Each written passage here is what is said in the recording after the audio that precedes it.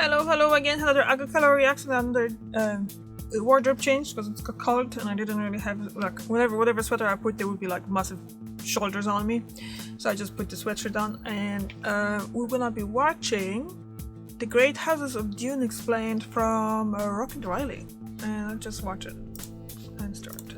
The Great Houses of Dune are the major seats of power that make up the Landsraad in the Dune universe under the rule of the Padishah Emperor. Houses could be differentiated into the Great Houses and the Minor Houses. They're distinguished by their level of control, especially over spice. Great Houses control entire planets, their economies, and armies. They're the big players, the movers and shakers. Minor Houses, on the other hand, are like the spice farmers, managing smaller fiefs and answering to the big shots. Think of it as a feudal system with a dash of interstellar drama. Each house usually maintains a base of operations on a specific planet, typically their ancestral homeworld.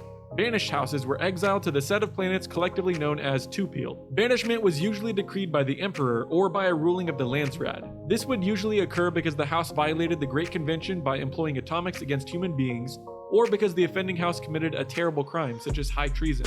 It was said that only the combined military power of all the houses major in the Imperium would have been enough to defeat the Sardaukar armies of the Carino emperors. Thus, a delicate balance was struck between the houses major and the Imperial house, since all the great houses were never expected to ally themselves together against the Emperor or anyone else. Now, let's spotlight the big three, the heavyweight contenders vying for dominance.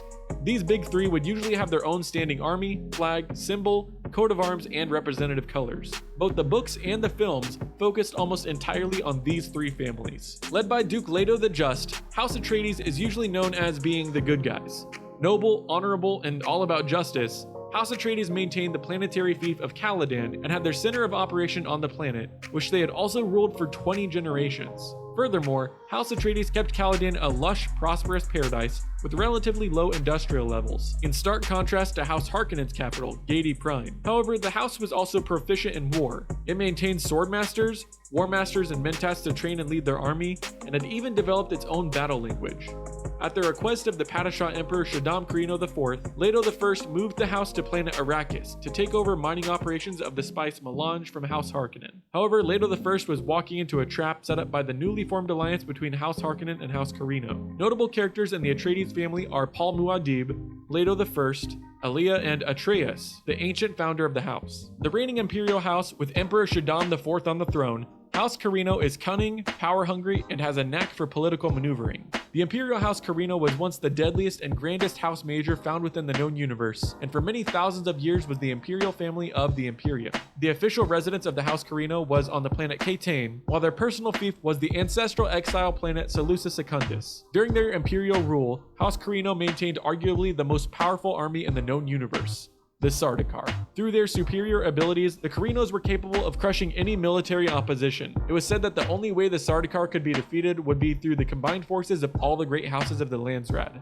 The Carino were, presumably, just rulers of the Imperium, as no other issues other than Arrakis were known, but they would backstab and use treacherous tactics in order to maintain their seat of power, but without getting openly involved, such as when they supplied Sardaukar to the Harkonnens to deal with the Atreides. Notable members of House Carino are Emperor Shaddam IV and Princess Irulan. Now, picture the opposite of the Atreides. Baron Vladimir Harkonnen is the embodiment of villainy. House Harkonnen was a great house of the Landsraad, with their capital on the heavily industrialized Gadi Prime. The Harkonnens were the historical enemies of House Atreides of Caladan, with whom they maintained an ancient feud since the Battle of Corran. They also came to be recognized for their underhanded and sinister political tactics, fueled by ambition, malevolence, hatred, and brutality. Typically ruled by a Siradar Baron, the Harkonnens were essentially annihilated after the Battle of Arrakeen, though the family line was continued on Gadi Prime, which was later renamed to Gamu. Notable members of House Harkonnen are the Baron Vladimir, Feyd-Rautha, and Rabban. While both the books and the films almost entirely focus on the big three houses, there are 8 other great houses that have interesting backstories and motivations. Mysterious and deadly, House Fenring was usually led by a count, and it was also close to the imperial house. A known head of House Fenring was the Count Hazimir. He was an assassin, as well as a friend and confidant to the Padishah Emperor Shaddam IV. This major house never had a secure homeworld, though it was usually situated near House Carino. Swordmasters galore, House Kinaz was an ally of the House Atreides during the time of Duke Leto the Just. It was renowned throughout the Imperium for its swordmaster school. Presumably, many great houses would send a gifted soldier to be trained at this school. It was said that to reach the Ginaz School 10th level was to be a superior warrior in every way, even more adept than Imperial Sardaukar. Anyone who graduated from the Gnaz school was awarded the title Swordmaster of Gnaz. During the time of Leto I, the Atreides maintained their own swordmaster in the form of Duncan Idaho. Swordmasters were more than mere soldiers and often functioned as chief tacticians, military advisors, and even tutors to the houses whom they served. Loyal to the Atreides cause, House Halleck was known for its fierce loyalty and epic ballads. It was supposedly established by Gurney Halleck, a general of Emperor Paul Atreides, who later rose to Ciridar governor of Caladan and of Gadi Prime, which he renamed to Gamu. House Matuli is best known as being the Spice Brokers. Money talks, and they've got a lot of it. The only other information we know about House Matuli is that Gurney Halleck had heard that 321 liters of the spice melange had been used to buy half of planet Novabruns from House Matuli. Feuding with the Atreides, House Moritani's motto seems to be, stab first, ask questions later. Their ancestral home was the planet Grumman. House Moritani had a long-standing feud with House Gnaz, which eventually saw the latter defeated in a war of assassins. The emperors of House Carino, particularly Shaddam IV, supported House Moritani, and House Atreides supported House Gnaz. Duncan Idaho, a swordmaster of the Gnaz, stated that his sword was first-blooded on Grumman, indicating that his first real experience in Mortal Kombat was part of this feud. Whether this was before or after he entered the service of House Atreides is ambiguous. Not in the original books, House Ordos is part of the extended Dune universe. House Ordos was a mercantile great house whose home was on the ice-covered planet Sigma Draconis IV in the Sigma Draconis star system.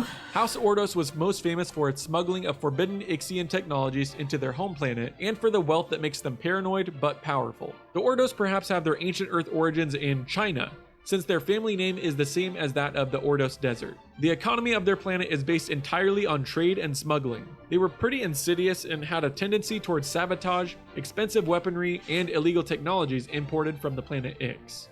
Known as the tech geeks of the galaxy, House Vernius has some of the best gadgets and technologies. This house was a bloodline ancient at the time of the Battle of Corran, which specialized in technological innovations, and their homeworld was on the planet Ix. After an intense economic war with the House Rachis, they won the right to manufacture the lucrative highliners for the Spacing Guild. A fire-red ruby ring from Hagal was the sign of their Earl. Rivals to even the Tleilaxu in the tech game, House Rachis was known throughout the Imperium for the manufacture of machines. A rivalry existed between the House Rachis and House Vernius for the honor of being a major supplier of technology to the Imperium. It was, however, generally accepted that House Vernius on the planet of Ix typically produce superior machines to the Rachesians. And there you have it, the great houses of Dune, each with its quirks, alliances, and vendettas. Which house would you pledge allegiance to? Let us know in the comments below. Until next time, keep your Chris knife sharp and your spice stash well guarded. I mean, I don't know. who would I don't know, because it's kind of, there's not enough information. Obviously we do know the three great houses, the Harkonnens, Letos, and Atreides, and then the princesses from, I already forgot the name of it and stuff like that. So that was actually a pretty good video, but like there's a lot of information on Dune. There's a lot of books. There's specific books on each house as well and things like that. I haven't read those. I could barely go. I haven't even finished the second book, so it was kind of hard to read. I have to admit that, and I do admit that often. So yeah, I really enjoyed the movies though recently. So yeah, and that was a pretty good video. That's actually really, it's in short time, but I gave a lot of information. So yeah, thank you very much for watching, and I see you tomorrow. Bye.